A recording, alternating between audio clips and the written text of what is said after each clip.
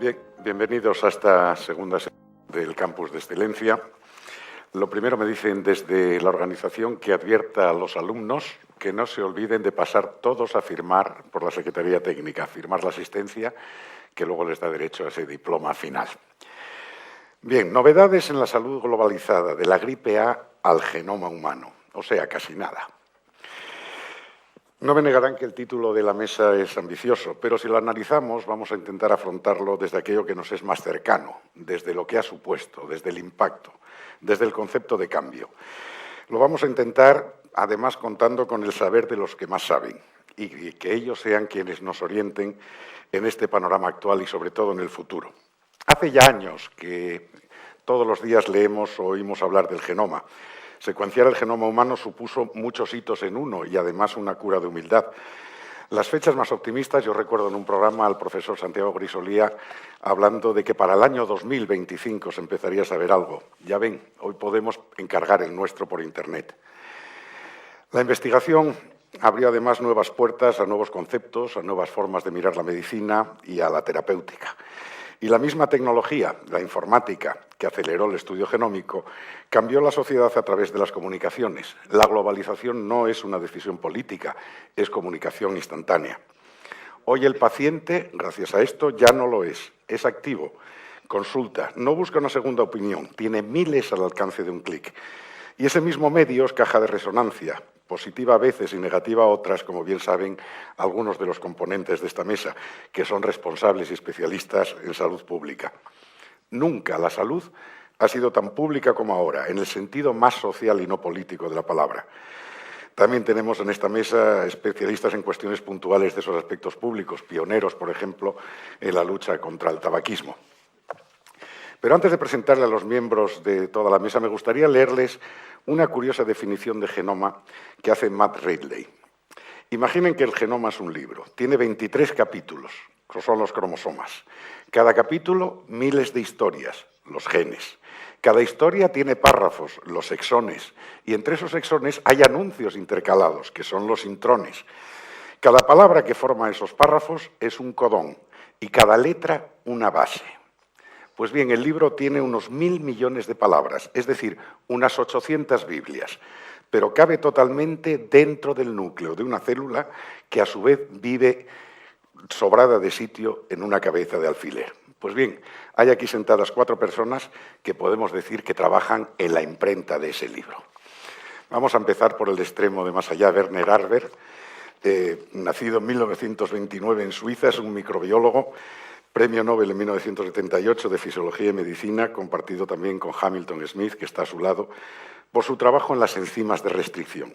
Bueno, las enzimas de restricción es la tecnología que ha permitido el cortar trozos de ADN, saber por dónde y dar lugar al ADN recombinante, por ejemplo, y al estudio, por supuesto, de mutaciones tanto en ese ADN como en algunas de sus inserciones.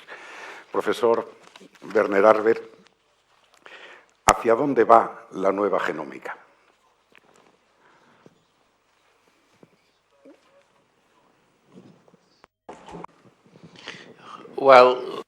Bien, en estos pocos minutos en que voy a disponer de la palabra, creo que no voy a poder hablar de todos los aspectos, pero diré que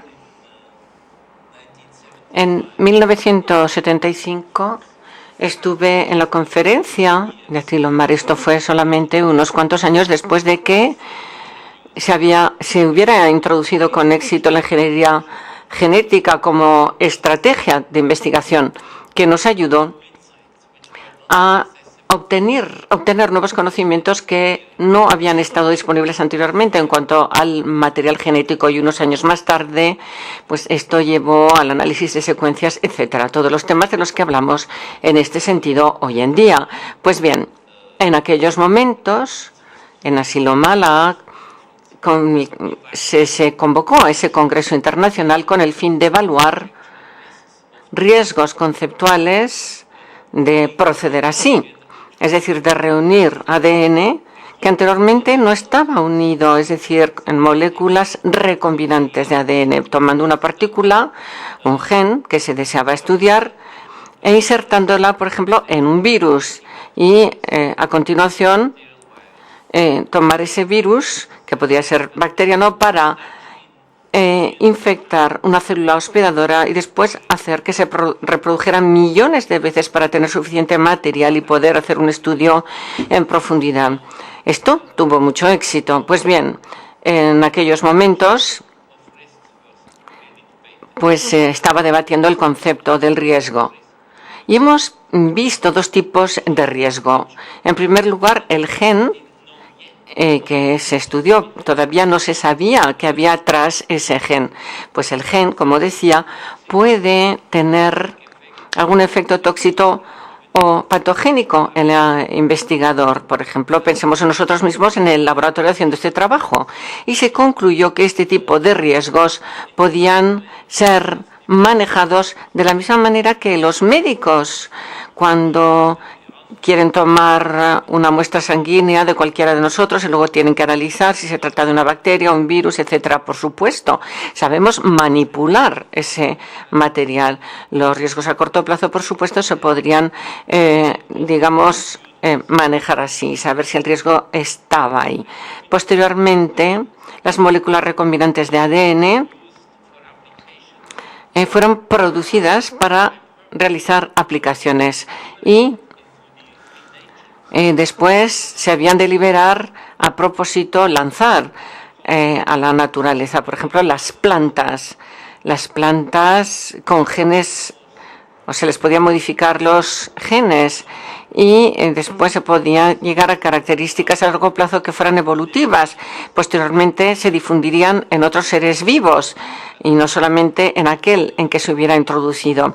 En aquellos momentos yo personalmente, junto con unos cuantos colegas más, pensamos que deberíamos saber mejor cómo tiene lugar la evolución normal. Y el otro tipo de ingeniería genética sería la evolución causada por las actividades de los seres humanos. En esos momentos empezamos a considerar cómo podríamos entender la evolución, el darwinismo a nivel molecular, es decir, cómo tiene lugar la varianza genética en la naturaleza de manera espontánea. A menudo se venden libros hoy en día en que se denominan pliegues u otras cosas que tienen lugar de manera accidental, pero y pensábamos que era un error de la naturaleza. Hoy, en cambio, sabemos que se trata de toda una multitud de mecanismos muy específicos y de vez en cuando en un individuo de una población muy amplia se introduce una alteración genética y normalmente hay productos génicos especiales implicados, así como propiedades intrínsecas de la materia, como por ejemplo las formas isoméricas de los nucleótidos, por ejemplo, implicados en la generación espontánea de varianza genética o variantes genéticos. Y llegamos a clasificarlos en lo que denominamos estrategias de variación genética. Bueno, con respecto a una estrategia, acabamos de oír que el genoma humano corresponde a una enciclopedia de 800 volúmenes, que es enorme, y las bacterias pues corresponderían a un libro. Un tipo de alteraciones dentro del genoma pues son una o varias letras adyacentes, solamente se modifica una palabra. Después llegamos a una página, por ejemplo, en un libro, de uno de esos libros, y se coloca esa página pues en cualquier lugar al azar, en otro lugar de la biblioteca. Esto es lo que se denomina transposición. Y por otra parte hay otras reorganizaciones dentro del genoma que están bien estudiadas y se sabe que siempre hay enzimas tras todo el proceso. Otra estrategia es tomar una serie de páginas de una biblioteca de un tipo de organismo y por medio de transferencia génica horizontal transferirlas a otra. Esto ocurre también de vez en cuando en la naturaleza, en el mundo bacteriano y en nosotros, los seres humanos, etc. Por lo tanto, se trata de conocimientos que se han adquirido en las más recientes décadas. Y en la sesión de esta mañana se han mencionado los valores. Yo creo que este tipo de conocimiento sobre cómo la naturaleza real hace que suceda la evolución biológica, pues constituye grandes valores culturales para nosotros y también constituye una buena base para evaluar los riesgos evolutivos de la ingeniería genética. De hecho, lo que hace la ingeniería genética es simplemente aplicar 1, 2 o incluso 3 de estas estrategias: cambios de las secuencias locales en una palabra, reorganización, por ejemplo, un marco de lectura abierta, utilizar una señal para tener una mayor producción de dicho producto o en cierto gen de otro tipo de organismo vivo. Por lo tanto, creo que los riesgos de la ingeniería genética tienen el mismo orden de magnitud que los riesgos evolutivos en la naturaleza libre y también en la mejora genética clásica de animales y plantas.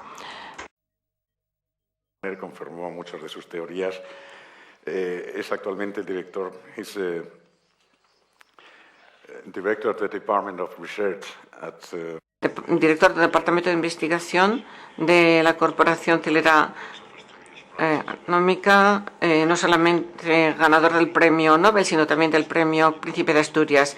¿Piensan que al hablar de esa tecnología seguimos hablando de medicina en la actualidad? Realmente me gustaría aprovechar la oportunidad para, si se me permite, decía que quiero aprovechar esa oportunidad para darle aquí al público una idea breve sobre el proyecto Genoma y hacia dónde vamos en el futuro. En 1985, hace casi 25 años, 3 científicos se reunieron cerca de Los Álamos, en Nuevo México, para hablar de la factibilidad y debatir sobre la posibilidad de secuenciar el genoma humano y decidir cómo acercarse al gobierno para obtener $3.000 millones para secuenciar 3.000 millones de bases del genoma humano. Yo estaba presente en esa reunión en el 85, fue un debate que duró 2 días y lo que me asombra aún más es que al final de la reunión hubo un acuerdo unánime sobre el hecho de seguir adelante con el proyecto, incluso aunque el conocimiento, la base tecnológica todavía no estaba allí para hacerlo. Se secuenciaba a mano y 10.000 bases era un gran proyecto para todo un laboratorio. Pero decidimos seguir adelante y la capacidad computacional existente por aquella época para realizarlo no se había desarrollado todavía, pero queríamos seguir adelante y en el 1987 empezamos a tener recursos a partir del Departamento de la Energía y luego el Instituto Nacional de la Salud se incorporó 1 año o 2 más tarde y se ofreció gobierno gubernamental en el año 89 para el proyecto. Las cosas siguieron lentamente porque, como había dicho, la tecnología todavía no estaba ahí y no fue hasta el 98 que empezó ya el primer equipo de secuenciación totalmente automatizado que ya hubo de desarrollarse en una de las empresas norteamericanas, esto en 1998. Y cuando esta tecnología se desarrolló fue cuando se lanzó Celera como un esfuerzo privado de secuenciar el genoma humano, prácticamente esto en competencia con un programa público. Y fue esa competencia la que aceleró, la que hizo que la secuenciación proliferase y la secuencia pues se completó un proyecto ya 2 años más tarde solamente sobre ello, a partir del surgimiento de los sistemas totalmente automatizados. Luego fue la tecnología la que finalmente logró coronar el sueño de los científicos y también el poder o capacidad de procesamiento que siguió aumentando a lo largo de estos años. Todo junto permitió hacer realidad la secuenciación del genoma humano. Entonces, ahora 9 años más tarde, la tecnología de secuenciación ha continuado avanzando, progresando, de manera que tenemos las secuencias de miles de organismos diferentes y varios secuencias de genoma humano. Y yo pienso que los científicos ahora predicen que la tecnología seguirá desarrollándose de manera que de aquí a unos 5 años será posible el empezar a secuenciar a cada persona individual. En 10 años tal vez será factible, será posible secuenciar en el momento del nacimiento el ADN de cada niño para tener la medicina genómica.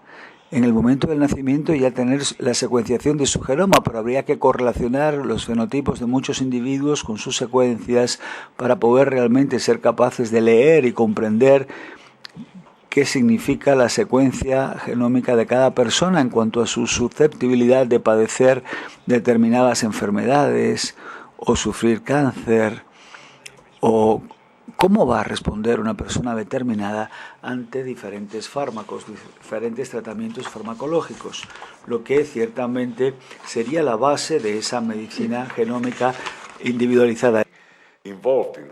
Hutchinson es un investigador del Craig Venter Institute y se interesa mucho a la hora de mejorar los métodos para conocer más sobre el ADN y estos factores.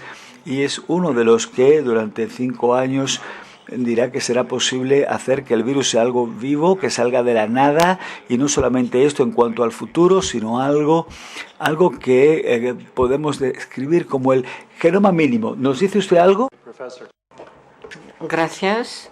Muchas gracias por ese acontecimiento maravilloso. Bien.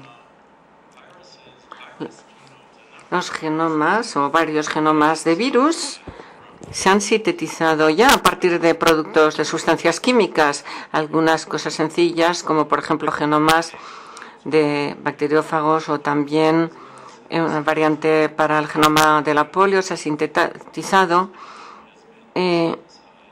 toda una serie de genomas que hace que se pueda obtener virus a partir de esas sustancias químicas. Hay que introducir el ADN en la célula y a partir de ahí iniciar las transcripciones, las translaciones de diversos productos y de conjuntos de virus. Todo esto se ha llevado a cabo en el Instituto Venner, donde hemos sintetizado genoma de una bacteria muy sencilla, micoplasma en concreto. Los micoplasmas son bacterias que son simples porque son primitivas y son mínimas, ya que han perdido muchas cosas innecesarias. Como la película de anoche, han perdido muchas cosas que no necesitan para nada en la situación en que se encuentran y por lo tanto, nos interesa estudiar esos genomas mínimos que simplemente tienen varios centenares de genes, el genoma natural más pequeño.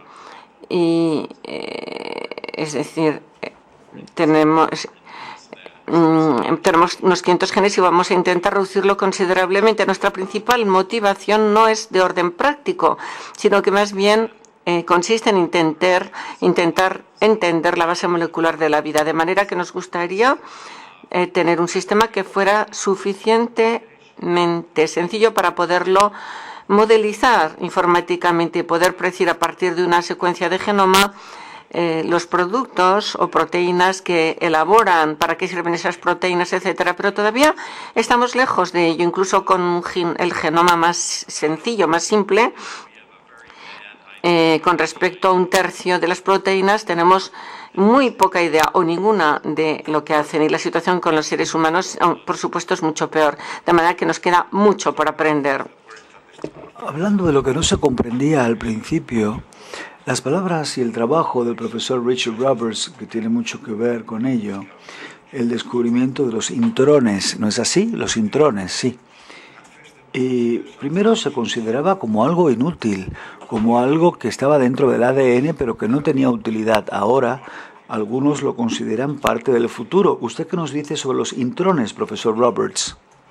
Bueno, realmente, aunque yo los he descubierto, no he trabajado en ellos desde hace un tiempo. Luego asumo la posición de alguien que mira desde afuera hacia adentro para ver lo que todos los demás están haciendo ahora en ese campo. Y creo que está claro que el punto de partida original, pensando que era basura o que no servía para nada, algo no necesario, algo inútil,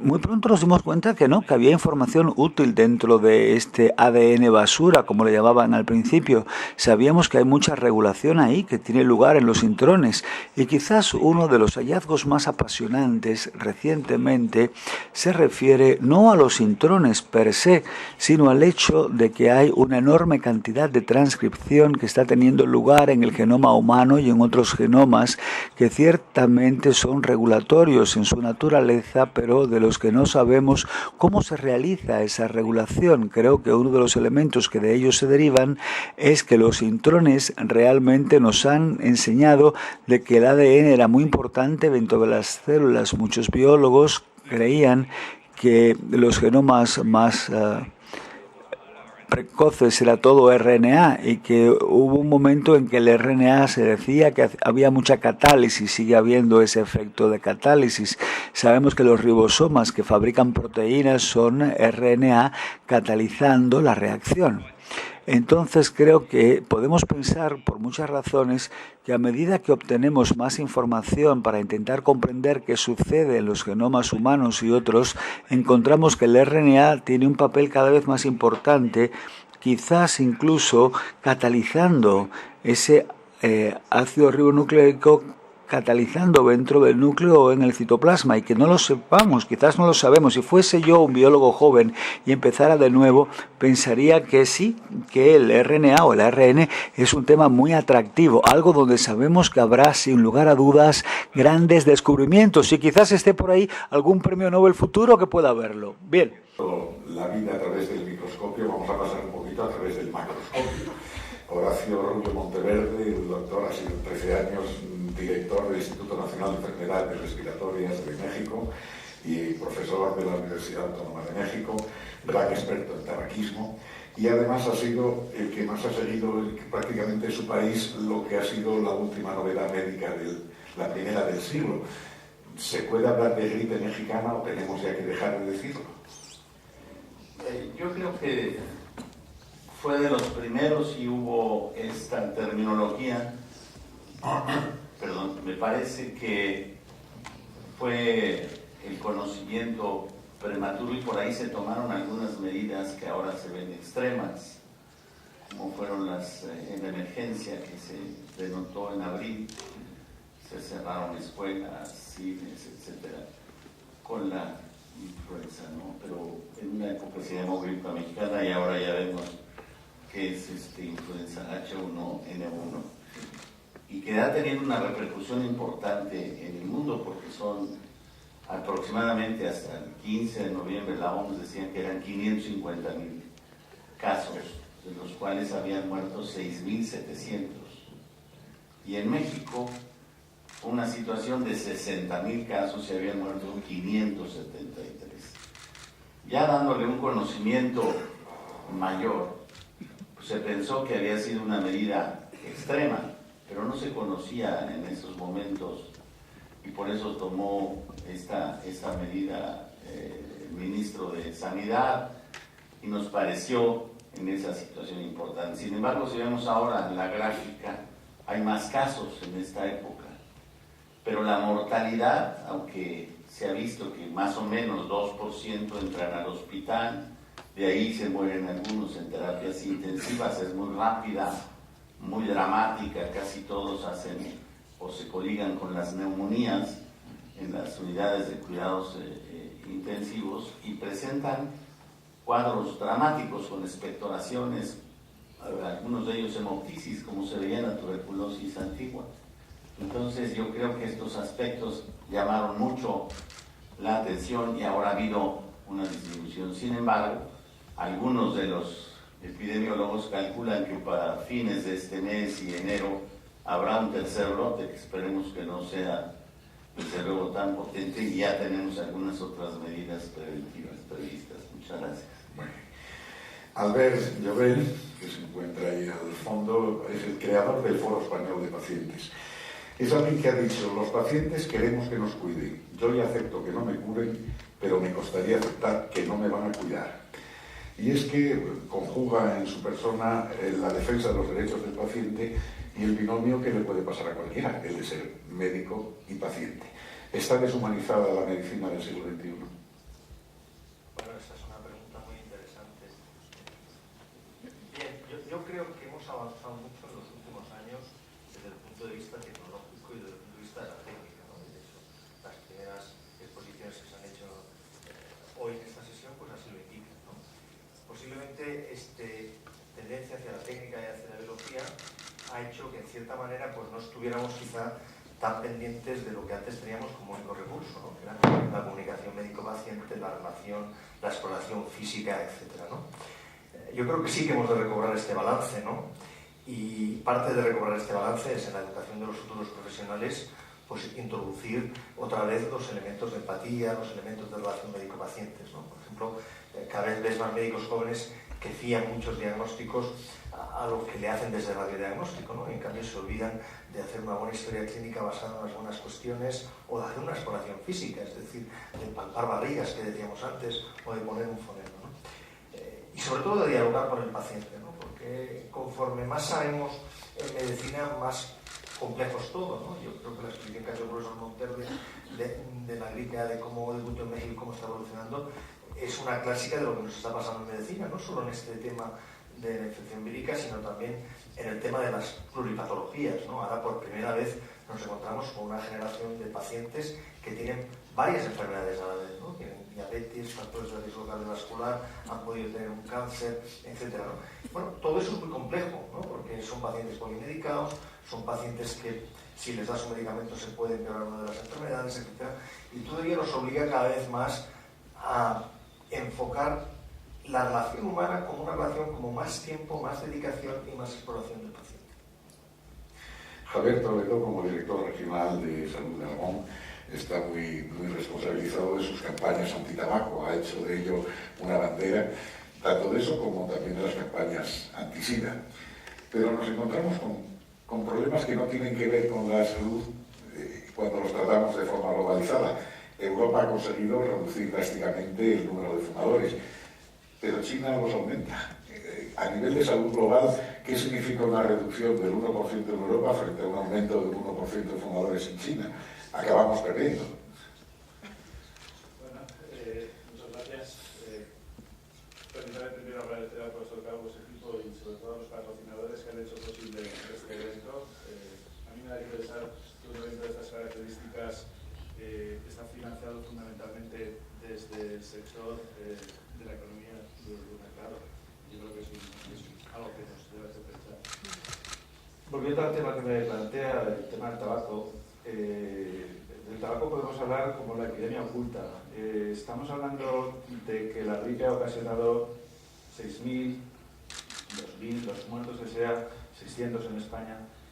Yo solo, por dar una cifra concreta, en España cada día 150 personas mueren como consecuencia del consumo del tabaco. Eso significa que son 6 personas por hora, es una persona cada 10 minutos. Y estamos hablando de una enfermedad, es una adicción, estamos hablando de una patología que es evitable. Pero frente a otras patologías donde digamos que el virus de la gripe se la tiene que buscar en solo la vida, bueno, el tabaco tiene unas connotaciones económicas importantes detrás que también hay que analizar, ¿no? Entonces no estamos luchando contra un virus, estamos luchando contra una epidemia ocasionada por el hombre contra el propio hombre y desgraciadamente mantenida por muchos intereses económicos. En todo caso, la novedad es que los países en vías desarrollados, como es el caso de España, ya hace tiempo que la epidemia está disminuyendo, pero desgraciadamente la epidemia se está trasladando a los países en vías de desarrollo. Y eso lo que conlleva es más desigualdades en salud. Estamos hablando de países donde el acceso a los medicamentos es muy difícil, donde el tabaco se vende muy fácilmente, donde la publicidad es permanente. Es decir, tenemos que hablar de muchas estrategias que funcionan, no solo la estrategia preventiva y la estrategia terapéutica. Gracias. Begoña es ha sido responsable de salud pública en la comunidad autónoma gallega. Los medios de comunicación trabajan a veces en colaboración con las instituciones en campañas. Los medios de comunicación social independientes cada vez tienen un papel más fuerte que jugar, la de Internet claramente. Ustedes sabemos que está en LinkedIn, por ejemplo. ¿Hasta qué punto las redes sociales tienen un papel que jugar? Y lo están jugando. Bueno, yo creo que la red social en este momento es uno de los puntos claves, ¿no?, para poder trabajar fundamentalmente en temas relacionados con factores de riesgo de enfermedades crónicas, todo aquello que esté relacionado con los estilos de vida.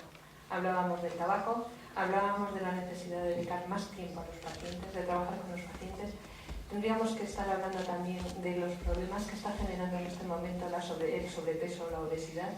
Cuando esta mañana se hablaba de que el hambre estaba matando personas, en el otro extremo, en donde están los países desarrollados, la forma de alimentación está matando personas. Entonces, bueno, creo que trabajar con los pacientes, con las asociaciones de pacientes, con todas las organizaciones ciudadanas es muy importante. Por ejemplo, nosotros en Galicia, cuando empezamos a trabajar en tabaco en el año 93, una de las cosas que hicimos fue trabajar con la sociedad a través de una red de centros promotores, en donde conseguimos que en aquel momento, que no había una legislación restrictiva, más de 2.000 entidades, pues desde centros de la administración, centros sanitarios, organizaciones ciudadanas, profesionales sanitarios, se implicasen en lo que era el control del tabaquismo. Y eso pues nos sirvió para ser una plataforma importante de lo que fue la difusión de las actividades y conseguir una mayor participación.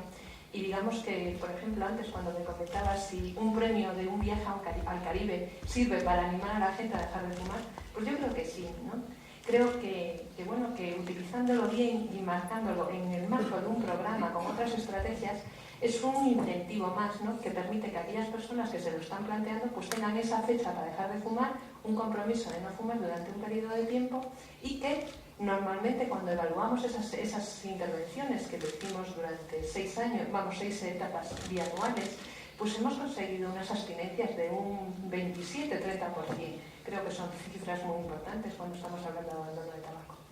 Y el trabajar con esas redes nos permitía pues darle una mayor difusión y conseguir una mayor participación en todas las estrategias que organizamos.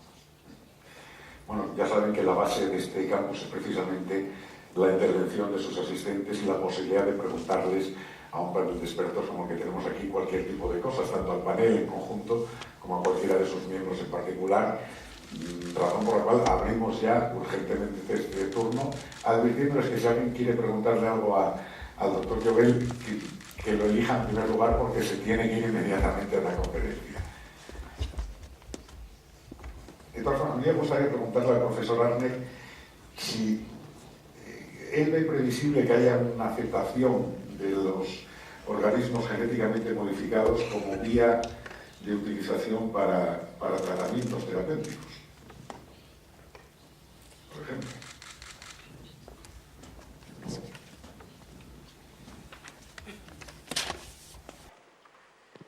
Well, yeah.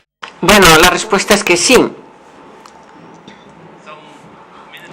Hace unos minutos les he dicho que llegamos o que los riesgos conceptuales de utilizar la ingeniería genética son del mismo orden de magnitud que los riesgos de que haya cambios en la naturaleza, riesgos constantes. Esto lo sabemos en la evolución biológica y también las técnicas clásicas de cría, o sea, de mejora genética, y hay muchas catástrofes que han tenido lugar en épocas históricas y que han tenido lugar sin esa intervención. Con respecto a la utilización de genes manipulados por el hombre, diré también que los genes en la naturaleza de vez en cuando también tienen la posibilidad de ser transferidos a otros seres vivos. Esto lo sabemos muy bien, por ejemplo, a partir de estudios importantes realizados con microorganismos, bacterias y virus. De hecho, sabemos por medio de qué enzimas o qué otros productos genéticos los genes, por ejemplo, de resistencia a los antibióticos, pueden transferirse horizontalmente a otros microorganismos cercanos, adyacentes. También sabemos que algunas bacterias tienen lo que se denomina islas de patogenicidad. Si se transfiere un bacterio no patogénico, puede hacer que otras bacterias patogénicas. Todo esto está sucediendo en la naturaleza, pero no creamos que solamente estas islas, que son segmentos cortos de formación genética, de importancia genética, que solo ellas se transfieren, porque no.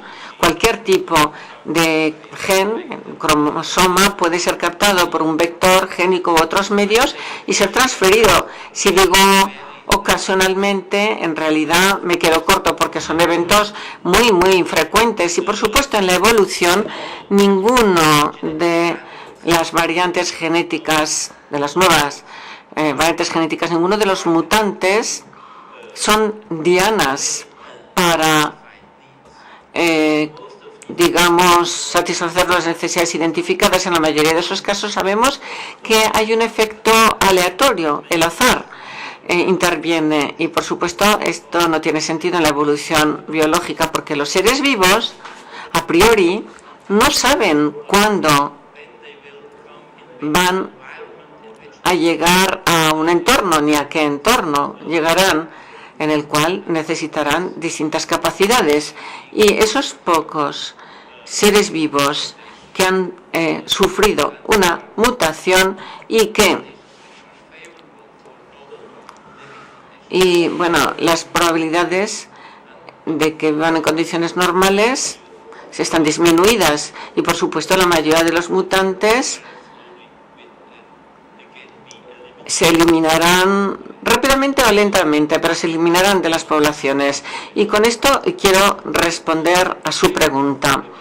Estoy convencido, y de hecho estoy propagando esta idea, estoy convencido de que con el material disponible en la actualidad y en las próximas 2 o 3 décadas, con nuestra información disponible y la que vendrá sobre las funciones de la información genética, probablemente podremos modificar una docena o un par de docenas de nuestros cultivos agrícolas normales que proporcionan nuestra alimentación diaria, de tal manera que esas plantas llegarán a ser más ricas en esos ingredientes que necesitamos tomar por medio de la nutrición todos los días, como las vitaminas, los minerales, los aminoácidos esenciales, etcétera, etcétera. Y con la metabolómica, la genómica, proteómica, pues realmente tenemos mejores y mayores conocimientos y qué necesidades existen.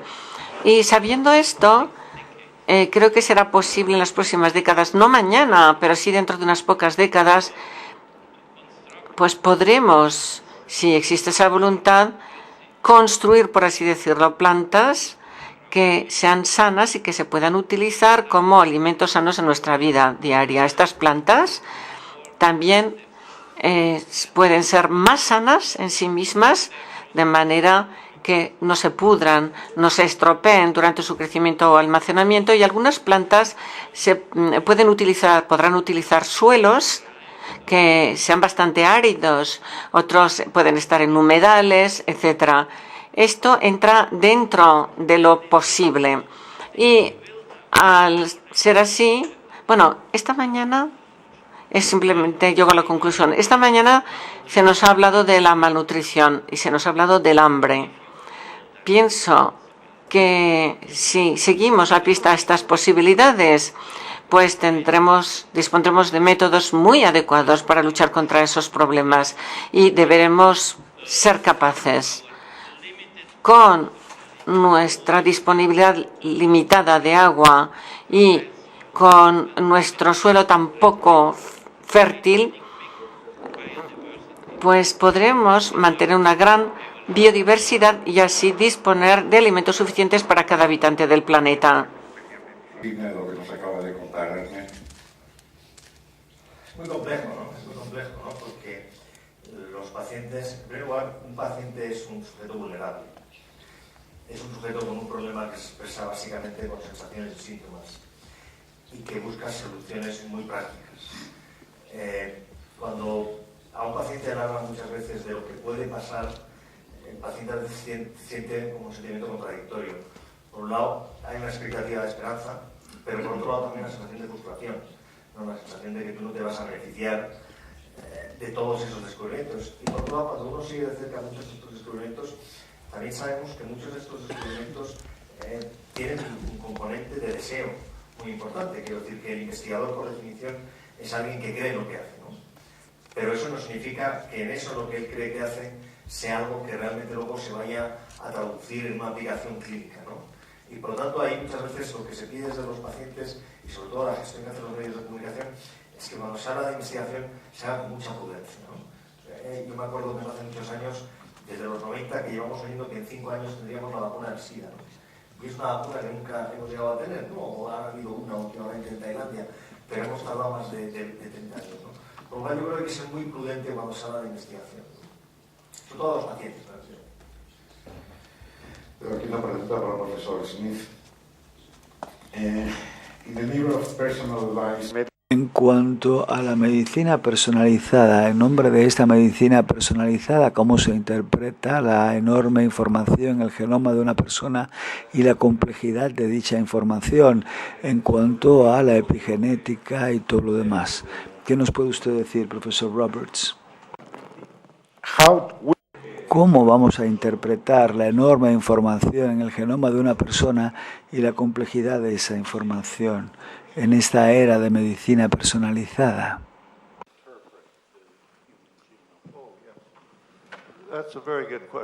Pregunta es muy buena. Lo que tenemos que hacer entonces es tener las secuencias genómicas de muchos individuos y correlacionarlas con cada uno de los fenotipos. En otras palabras, lograr que podamos saber qué versión del gen está correlacionada con cuál tipo de característica fenotípica, con cada rasgo del individuo.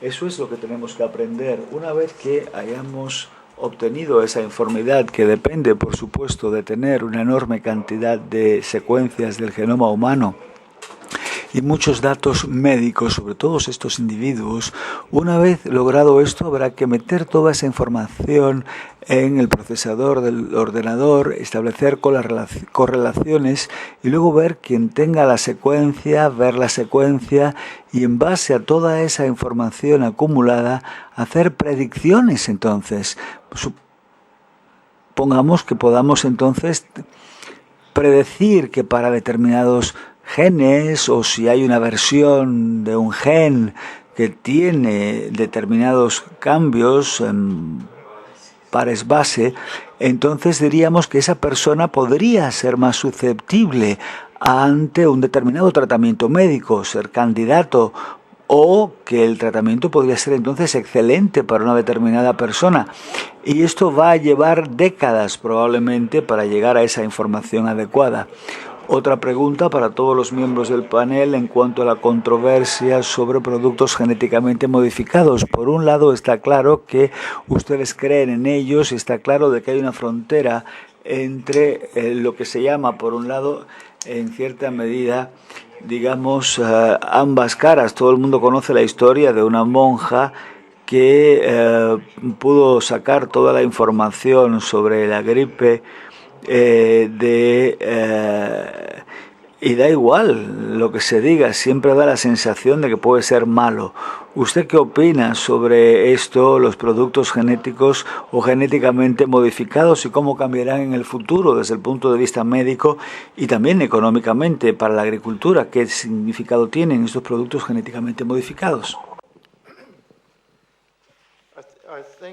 Yo creo que la medicina genómica, tal como lo he descrito, tendrá un enorme impacto económico porque vamos a saber inmediatamente, a partir del genotipo de una persona, cuáles serán los fármacos que serían mejores para la persona en lugar de experimentar con ello. Ahora ya tenemos algunos fármacos de referencia para cada tratamiento y tenemos que se le da al paciente un fármaco en particular y se ve cómo responde ante un fármaco dado un paciente determinado.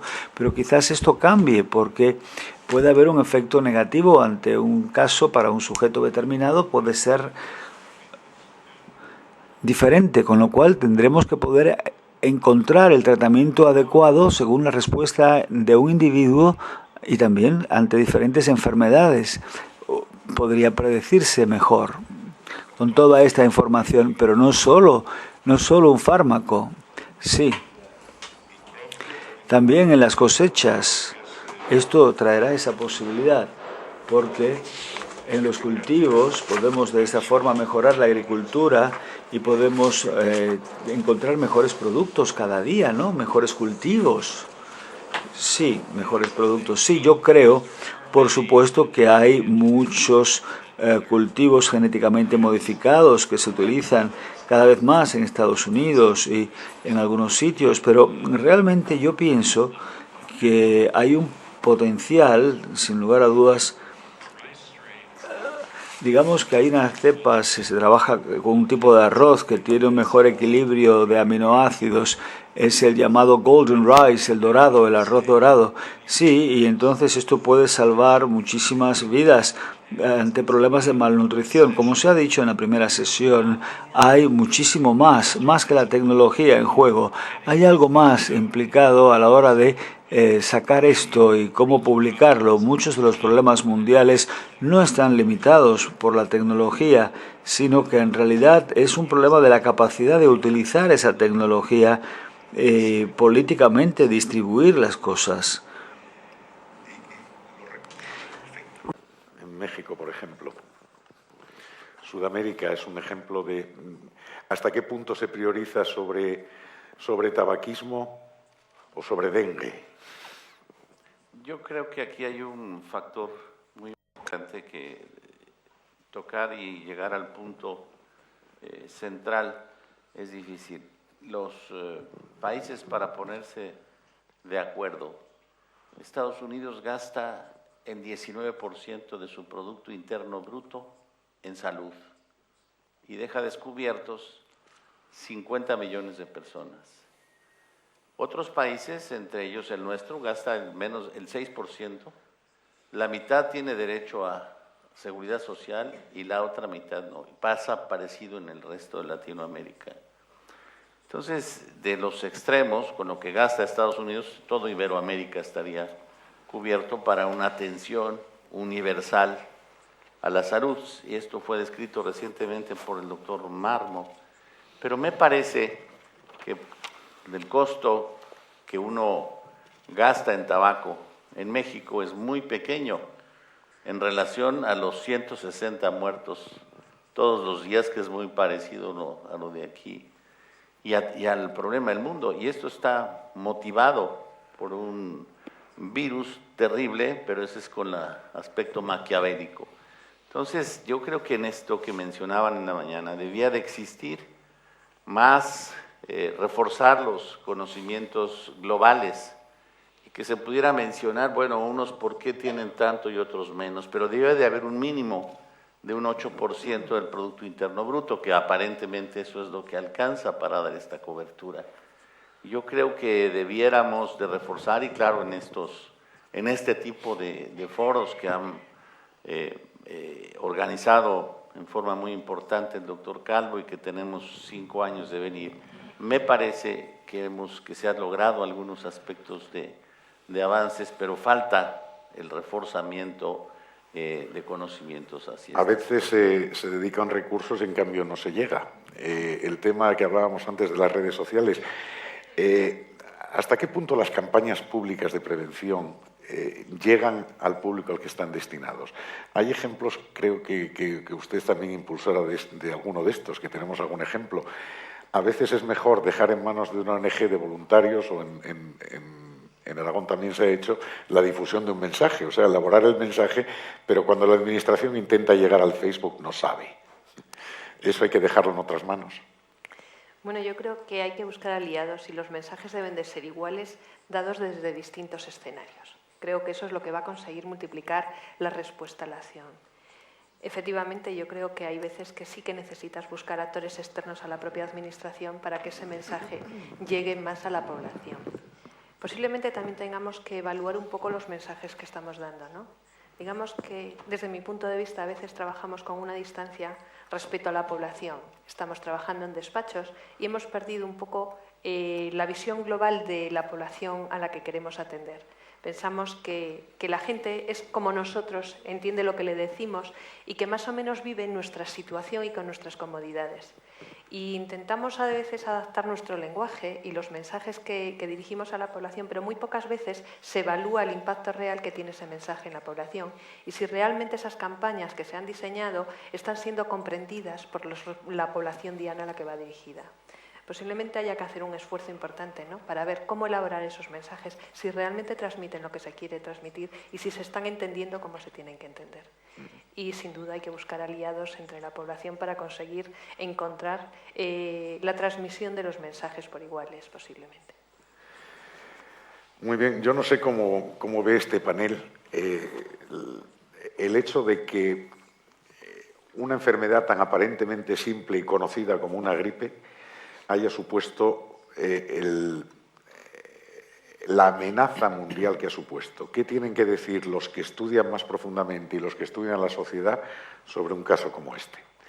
Que es trasladable, por otro lado, a casos como el SARS o como la gripe aviaria, obviamente.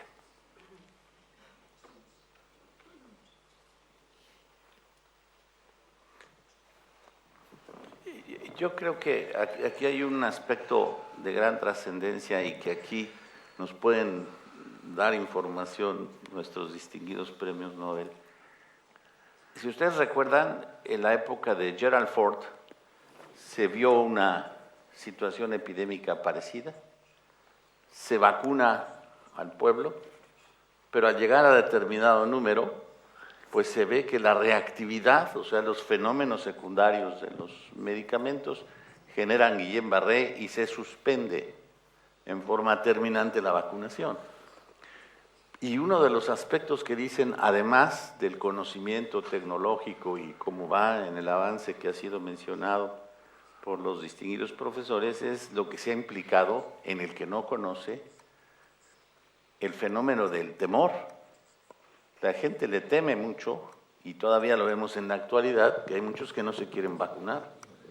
Tanto en México, con la reciente llegada de la vacuna, como sucede en Estados Unidos. Creo que debemos dar una información, y esto va un poco en la relación con la mesa anterior, que es la educación. Y la educación médica juega un papel muy importante, y parte es cómo se puede lograr lo que menciona la doctora, de poder transmitir esto hacia el futuro, pero mucho tiene que venir del aspecto tecnológico. Pero o sea, no hay un great gap entre el research y el and society. Profesor Arner. Well, let me just... Vamos a decir algo en cuanto al virus de la gripe, el H1N1. Se podría constatar que es muy interesante este ejemplo en cuanto a la evolución biológica. Sabemos, se nos dice y lo creemos, sabemos que es así, que mutan estos virus todo el tiempo. Y unos pocos individuos mutan y hay ahí algo más patogénico y estos se multiplican y súbitamente la epidemia surge. Por eso hay que estar vacunados una y otra vez cada año contra el tipo esperado de virus. No son virus estables, mutan, se modifican y esto contribuye. Si nosotros vamos a dar información a la población en general, también la forma de evolucionar las funciones biológicas, si las informamos a las gentes, entonces lo comprenderán mejor y veremos posibilidades en Europa, en mi país, en Suiza. Es muy importante, fracciones importantes de la población rechazan la vacunación por miedo, porque temen que pueda haber efectos secundarios que podrían tener lugar.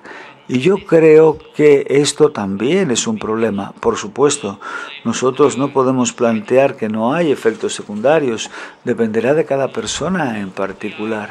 Entonces, todavía nosotros no tenemos suficiente conocimiento para saber cuál es el que vale la pena vacunar ante un virus determinado, pero sí estamos en el proceso de aprendizaje. Y creo que esto es importante y vemos aquí las conexiones entre estos temas.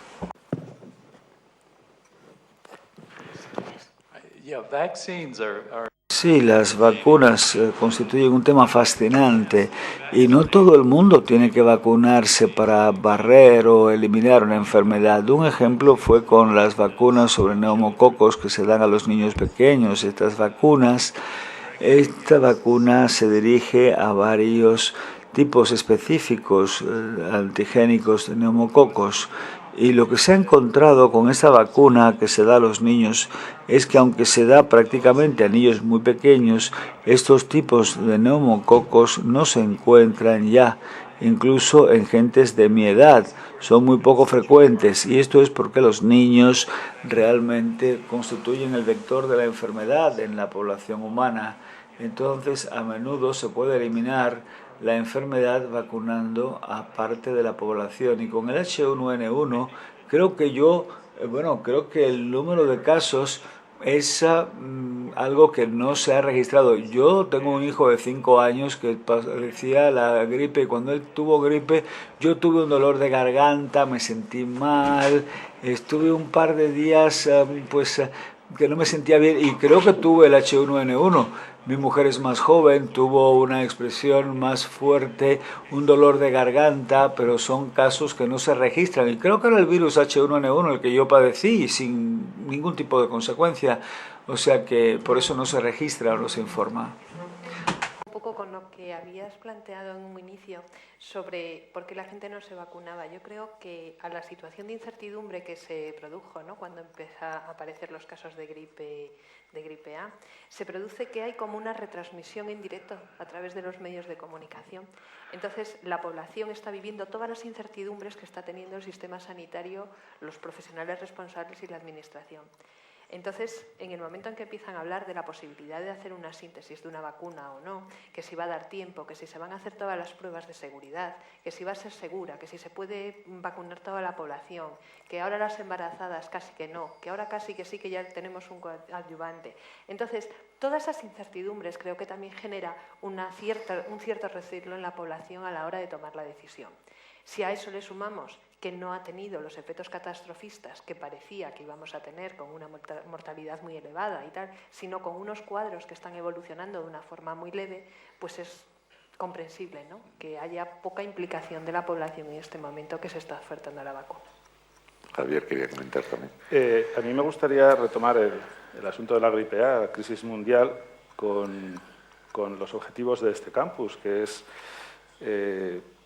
los universitarios y la empresa, la academia, frente a los objetivos de desarrollo del milenio, ¿no? Yo creo que hemos sido absolutamente eficaces en gestionar de la nada una vacuna, hemos creado una respuesta mundial, la Organización Mundial de la Salud, las Naciones Unidas, todo el mundo se ha puesto las pilas para trabajar en conjunto para solucionar el problema de la gripe A, que se ha demostrado no ser tan importante. No lo sabíamos al principio, ¿de acuerdo? Entonces, a mí me gustaría ahora que volviéramos un poco a retomar los objetivos de desarrollo del milenio. De los 8 objetivos planteados en el año 2000 hasta el año 2015, 3 objetivos tienen específicos relación con la salud. Todos lo tienen, porque combatir la pobreza es mejorar la salud y el desarrollo de los pueblos, evidentemente. Pero hay 3 objetivos: salud infantil, salud maternal y enfermedades como el VIH, SIDA o el paludismo, que están directamente dirigidos hacia la salud.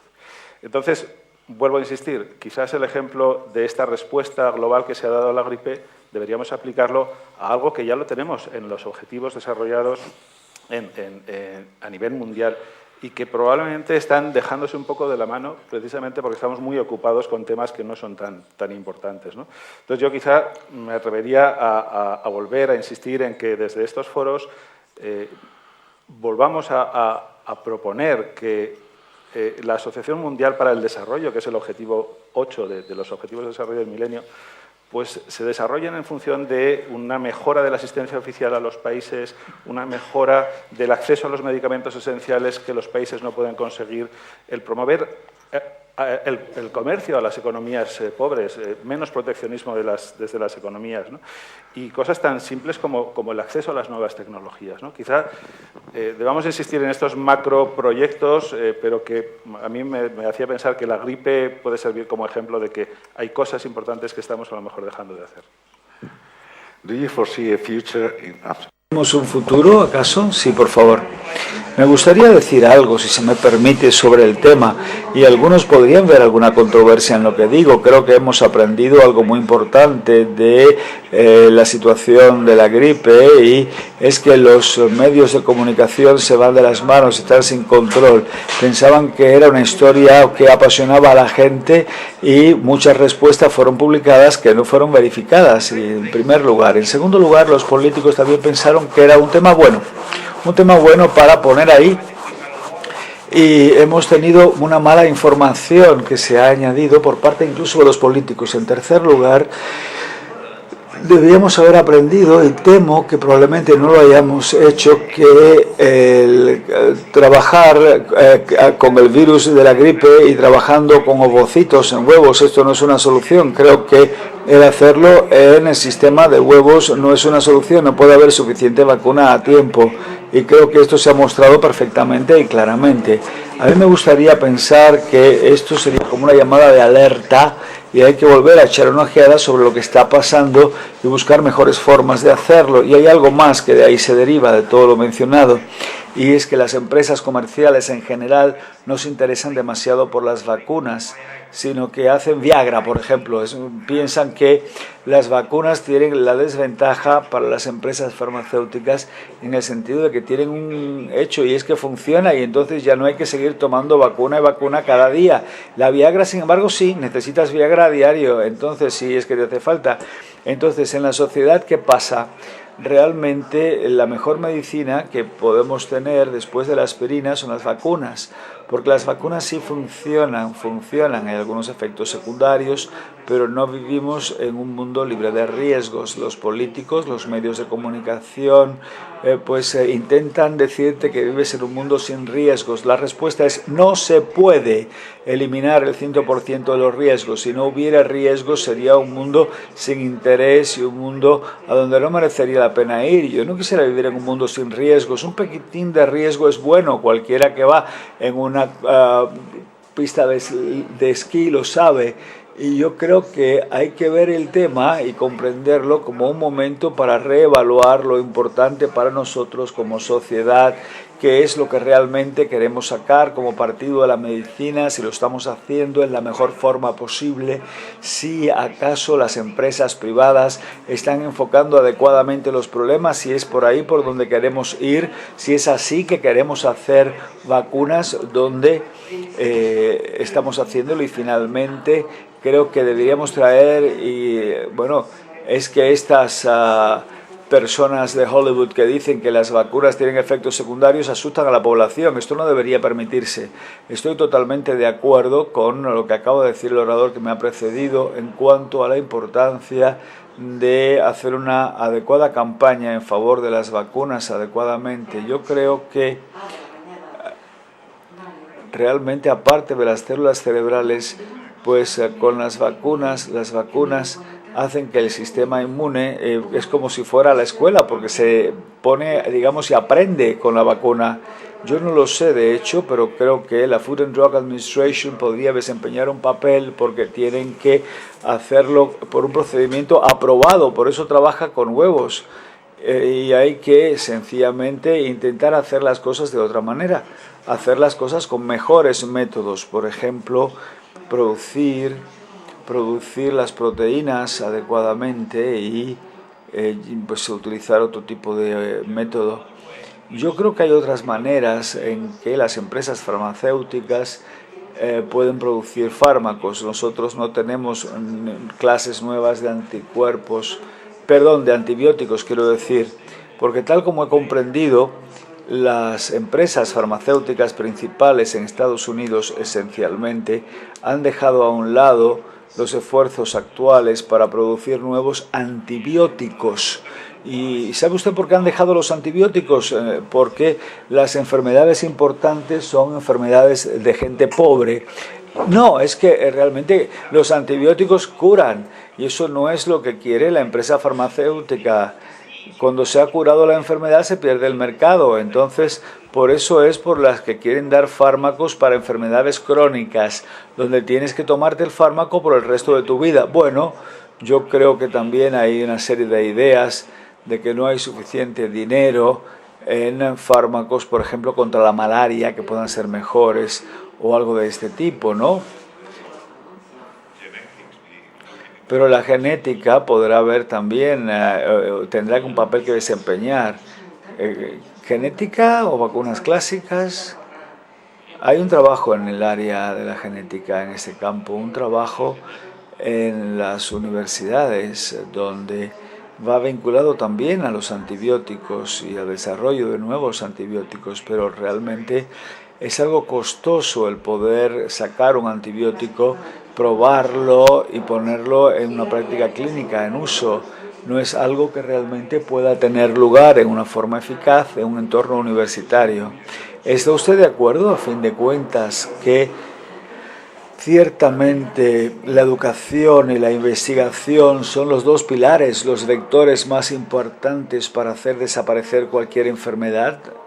¿Educación e investigación?